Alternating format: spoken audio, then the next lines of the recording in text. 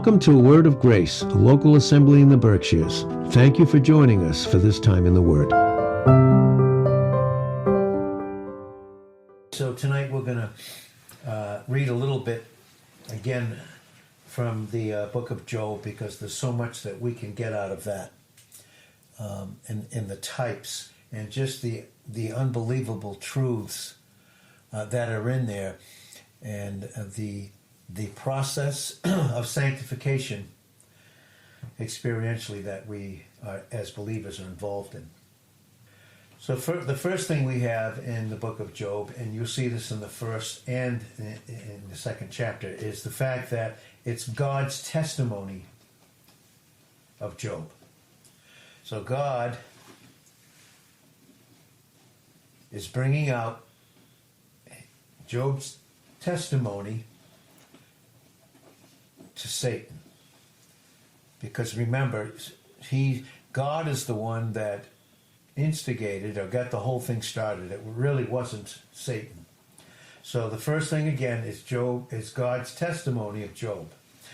Then the second thing is, as soon as God, in the face of Satan, is bringing out the testimony of Job, then begins Satan's accusing and opposing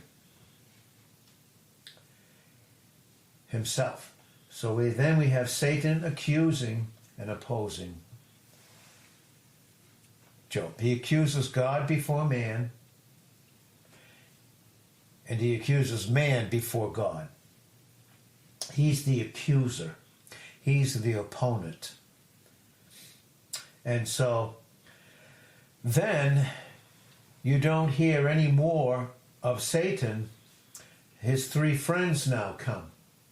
You don't hear or see Satan specifically, but you sure hear him through his three friends, because they again begin to take up the accusing and the opposing of Job. Then who comes into the picture? Into the picture, I believe it's the 31st chapter of Job. Then comes Elihu. Elihu here is what Job was praying for when he prayed in Job 9 verse 33, in the midst of his trials, in the midst of all of that was going on in his life, in the midst of his just losing everything, his children, his wealth, everything, and then his health. And then comes the three friends. Now, Job didn't realize it. This whole thing was going on with Satan and God. He didn't realize it. He wasn't aware. All he was aware of was his three friends.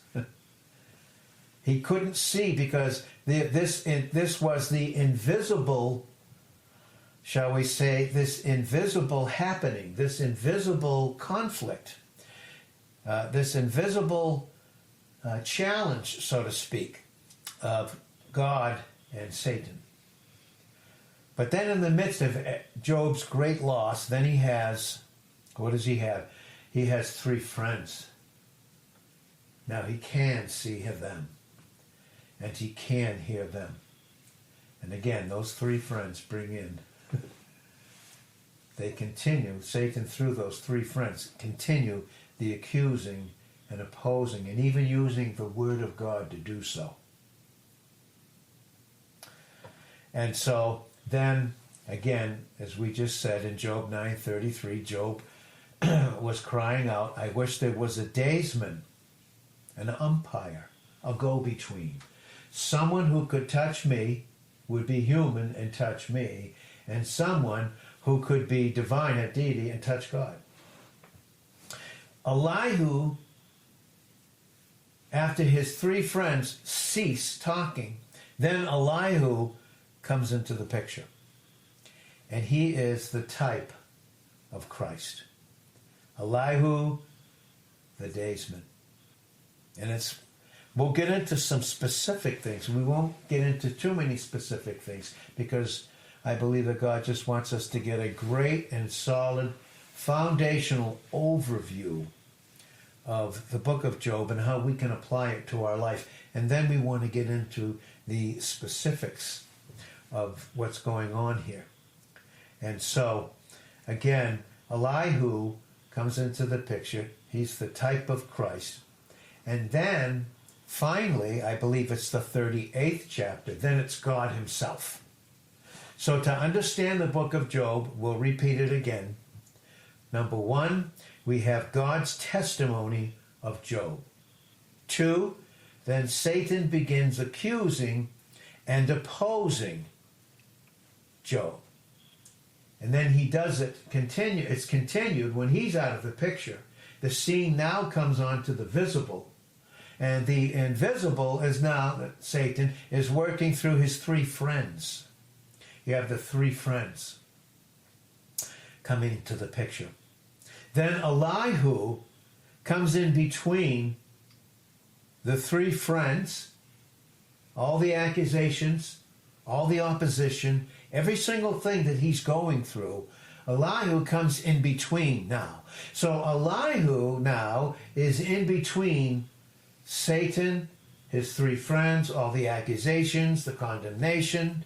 He's in between because then finally, in the end, it's God himself that begins to speak to Job. But in between is Elihu. He was the answer to his prayer. And so he comes into the picture. Now, I'm just going to read some of these verses here in Job, and then we'll just finish it up and get a great overview. So finally, when we're in the 33rd chapter, Elihu begins by saying this in verse 12. Behold, in this you are not just. He's saying, Job, you're not just. I will answer you that God is greater than man. Remember in the 32nd chapter? If you look at Job 32 verse 1, it says, So these 3 men ceased to answer Job. That's what it says. They ceased to answer him because all they could do was accuse and oppose Job using the word, not knowing that there's this invisible conflict that's going on. They're accusing him that there's sin in his life, and God basically is paying you back. He's angry at you, and all these things are happening to you because there's something in you. You're not right. That's what his 3 friends were saying. So they ceased. In Job 32 verse 1, so these 3 men ceased to answer Job. Why? Because he was righteous in his own eyes. That's what he was saying. Job, you're righteous in your own eyes. Then 32 2, it says, Then was kindled the wrath of Elihu, the son of Barakah, the Buzite, or the Buzite of the kindred of Ram. Against Job was his wrath kindled. Do you ever notice in the Synoptic Gospels? You saw wrath in Jesus Christ against the Pharisees. That's when his wrath really came out, because they were self-righteous. They paraded themselves in front of everybody else, made themselves better than anybody else in their self-righteousness. And so Elihu, the type of Christ, says to Job, because he was righteous in his own eyes, and because of that, he was living in self-righteousness, he justified himself rather than God. Also in verse 3 of 32, also against his 3 friends was his wrath kindled, because they had found no answer, and yet had condemned Job. In other words, they didn't know what was going on in his life. They had no clue. They were so self-righteous in themselves that they had no answer. There is no answer in self-righteousness. You get someone counseling you in self-righteousness, there's no answer. There's no answer. Yet they will condemn you. And we know where that comes from.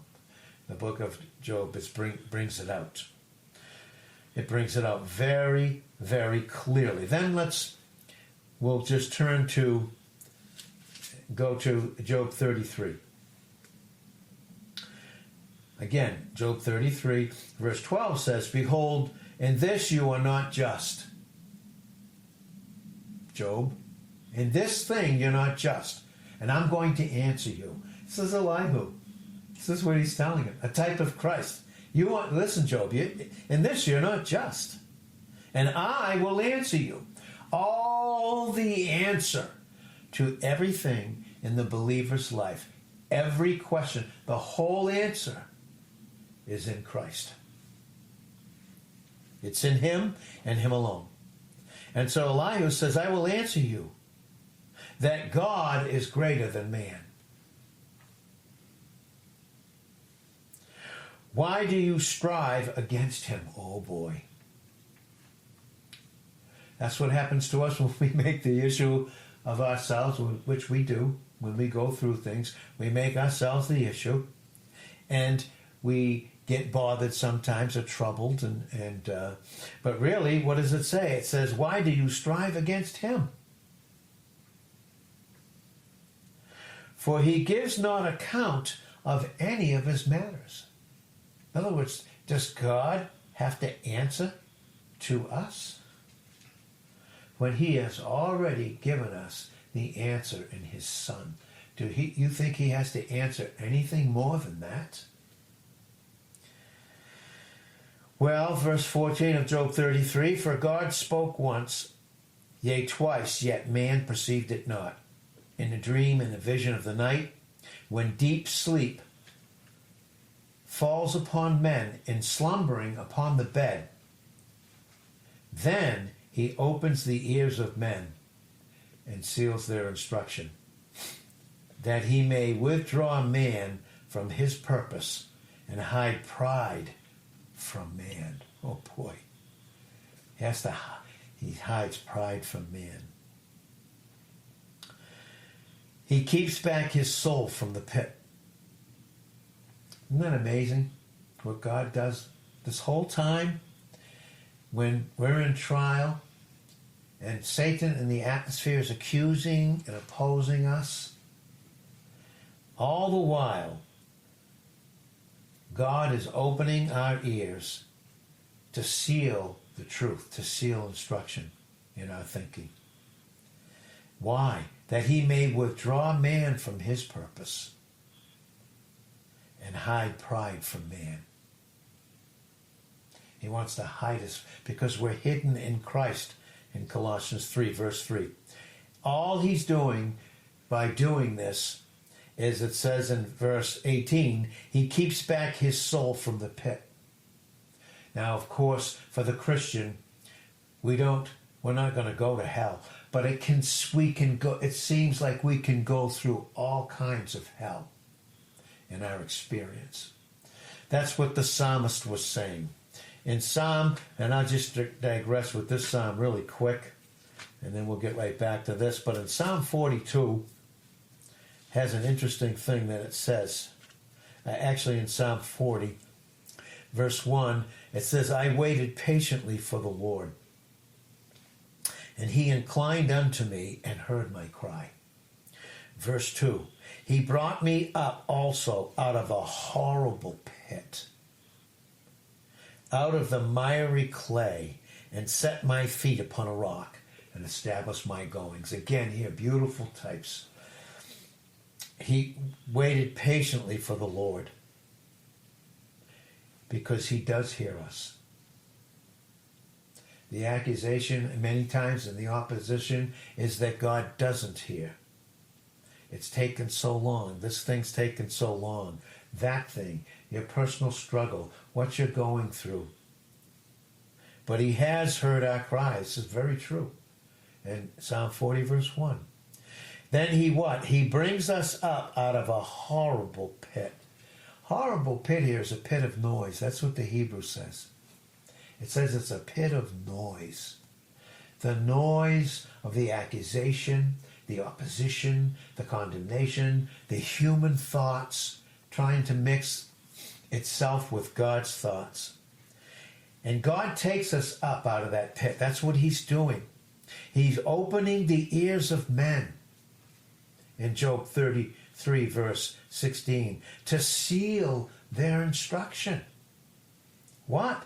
That he may withdraw man from his own purpose and hide pride from man. This whole time striving against God, and yet God is doing all of this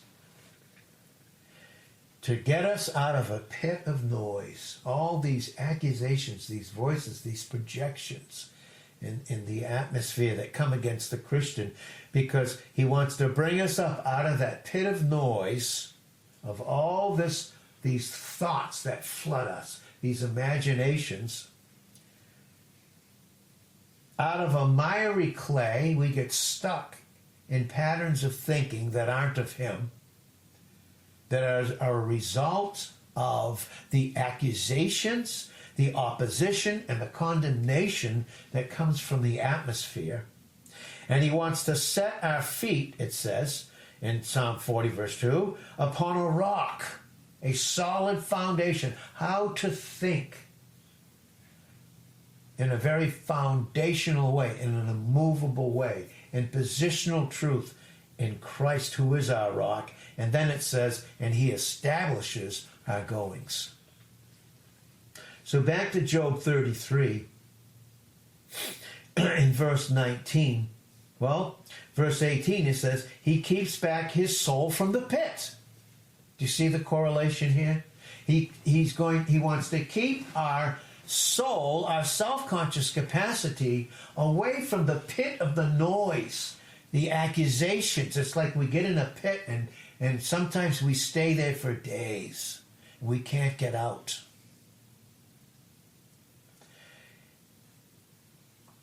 But he wants to keep our soul through unsealing our instruction from the pit, and our life from perishing by the sword. And he wants to hide pride from us. He wants to hide us in Christ. That's our position.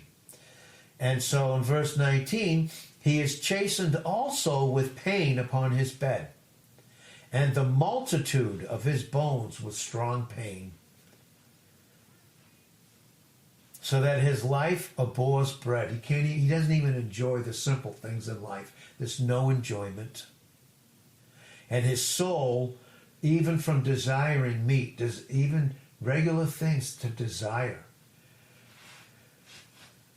they just lose their value. They lose everything. His flesh is consumed away that it cannot be seen, and his bones that were not seen stick out. There's so much in here we don't have time to get into tonight. But we'll just finish this up. Yea, his soul draws near unto the grave, and his life to the destroyers. Remember in John 10:10, the thief comes to steal, to kill, and destroy, but Jesus came that we might have life and have it more abundantly. And then in Psalm 107, verse 20, he sent his word, and he healed them.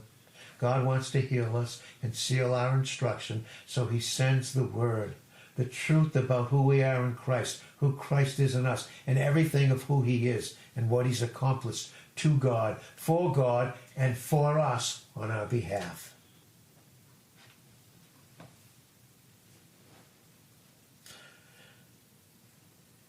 You ever been in a circumstance, in a situation where you feel like you're so close to the grave in life? It just feels that way. And his life to the destroyers. And that's what Satan wants to do.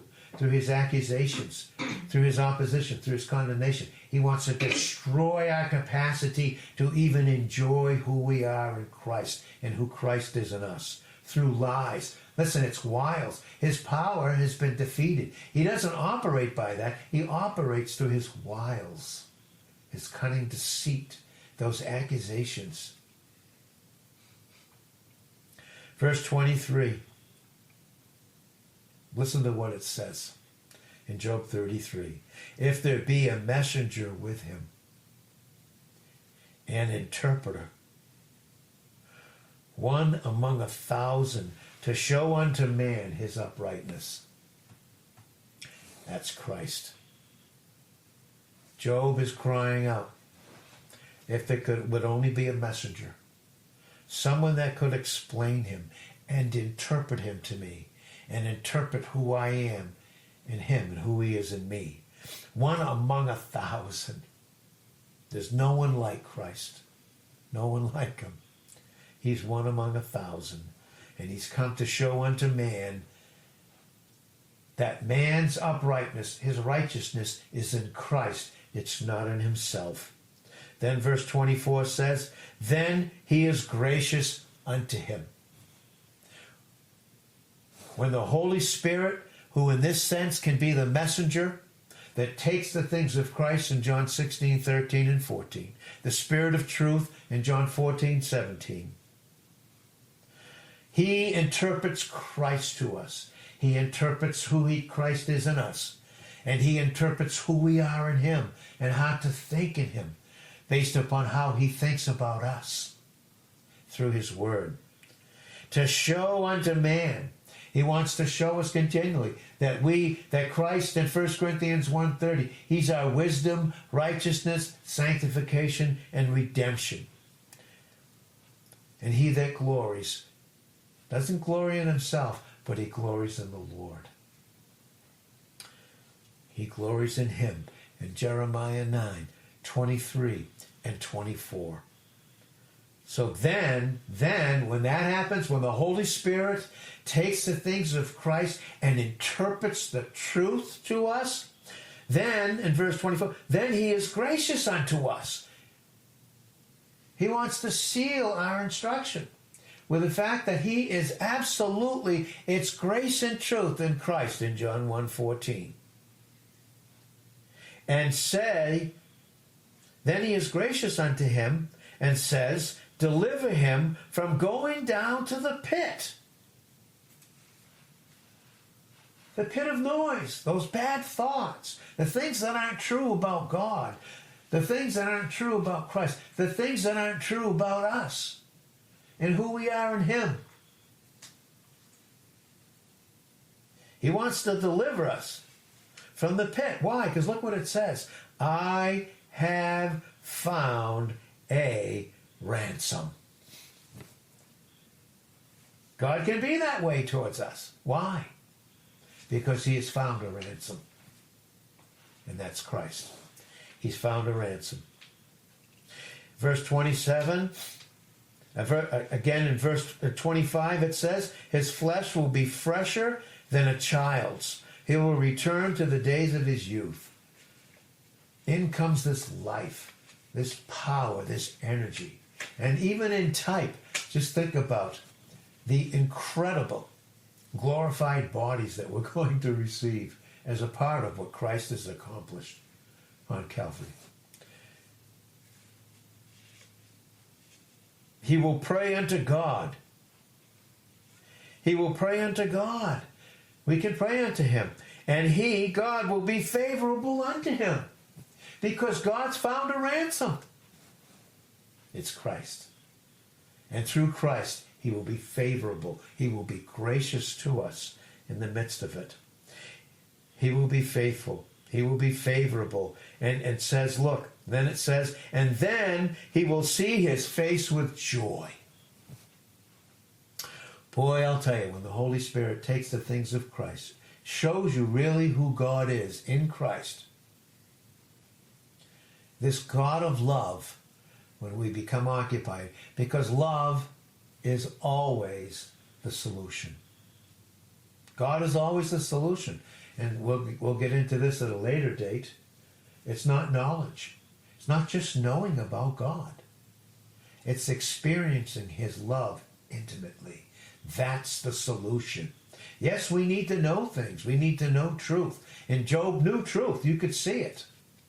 But he didn't have a full understanding of it.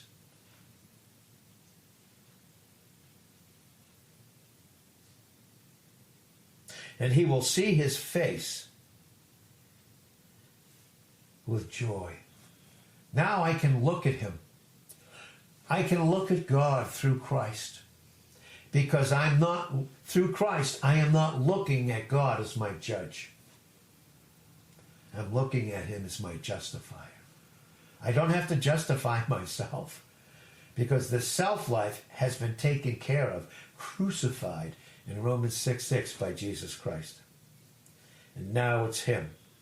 I can look at God now and his unbelievable love with me, and I see his face with joy.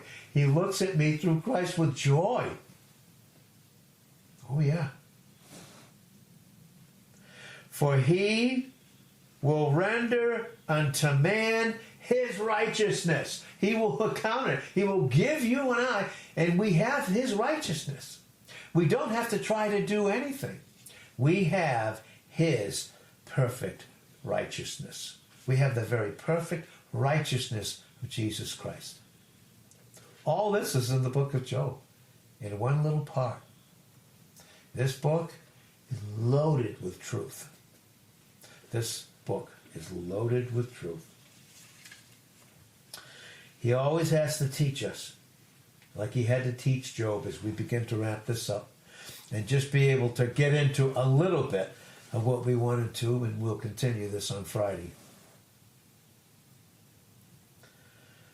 That God, through trials and through what he's doing, and again, in Romans 8:28, all things work together for the good, to them that love God, to those that are called according to his purpose. And what is his purpose? It's to conform us to the image of his Son in Romans 8, verse 29.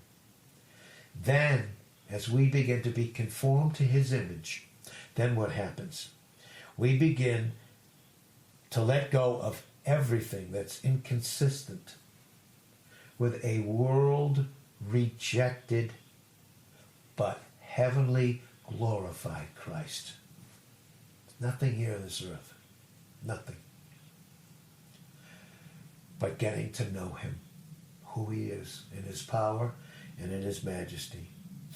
And God would have us, like he wanted with Job, like he was doing with Job, to seek a wholehearted, obedient receiving of his love, that love to well up in him and to flow out into serving God, to worshiping him.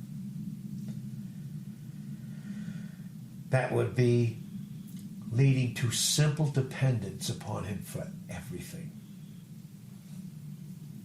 And have absolutely no confidence in the flesh. None.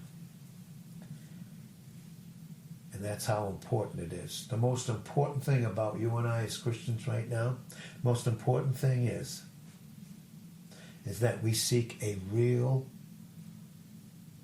near, intimate walk with Christ. And to have that be a resting place. Because outside of him, there's nothing but temptation, self-occupation, self-righteousness, self-justification, eventually, and then sin. And the believer, you and I, cannot touch sin without experiencing a great and hard bitterness of soul. When we think and when we act outside of him, it's a pit. We get into a pit. But he's delivered us already from that pit. Already. But there's so much about how that has to happen. And I want to begin to share that on Friday and Sunday. We want to share this process of how, as we begin to close here, that as believers, you and I, we all have, in a spiritual sense, this moral sense. We don't have morality apart from spirituality in Christ. But we have that moral spiritual sense. And if in any measure that we begin to be true to our conscience, then we're going to, with our whole heart, as Isaiah 7 verse 15 says, we're going to want with our whole heart to refuse the evil and seek the good. Do you ever feel like that? With all your heart, you want to refuse the evil and seek the good? And maybe not too long after that, we're flat on our face.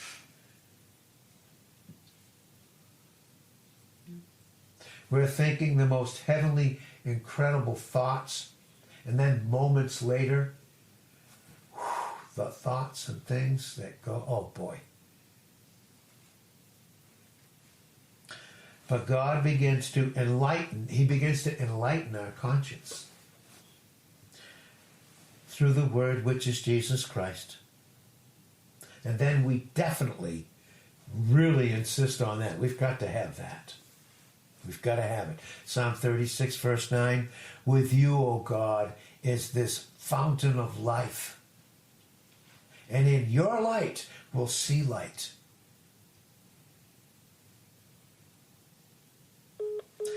But the principle of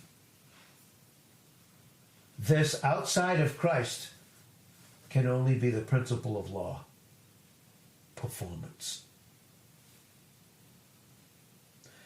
Because when you try to tie obedience to the law, we just find out how very contrary it is to the natural man or the woman that is trying to perform in the flesh. That's what happened. Now, then what happens? Grace begins to come in. Remember? Of His fullness have we all received?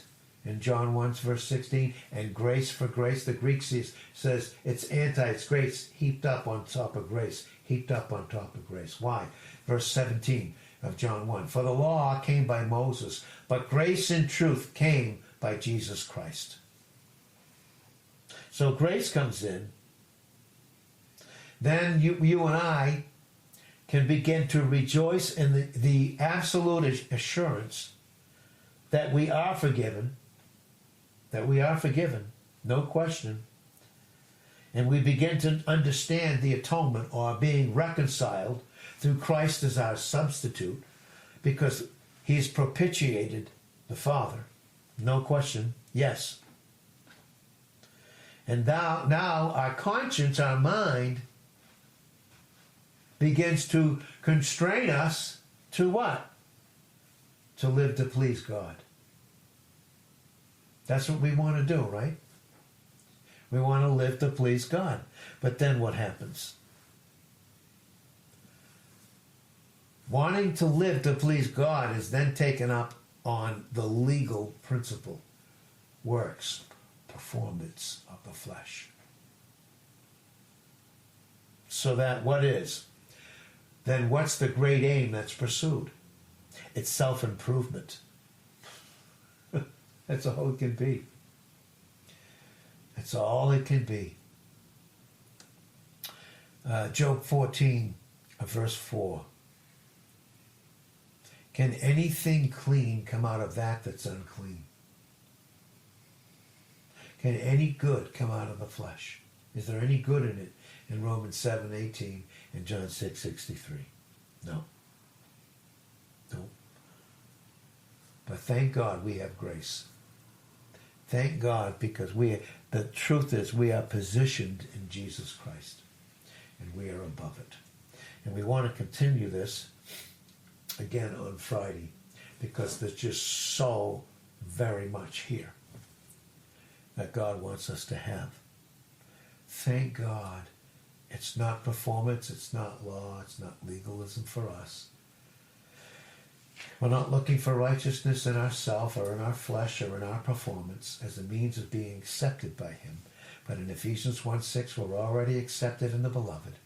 It's Jesus Christ. In 1 Peter 3:18, He was the just, dying for the unjust, that He might bring us to God. He's brought us to God. No question about it. He has brought us to God. And we want to see that. Just how incredible that is. So, Lord, we do thank you for the word tonight. We thank you for this portion that's so rich. There's so much truth here in the book of Job. So very, very, very much that you have for us. So very much. And we're just excited about the word. We are very excited about the word of God, the classes, just the things that you have in store for us. Because you don't want us going down to a pit, getting stuck in miry clay, thoughts that don't come from you, projections and accusations and opposition from an unseen enemy who never sleeps, never stops scheming. But thank God, 1 John 4:4, greater is he that's in us than he that is ruling this world system. And this is the victory. We already have the victory in Romans 8:37.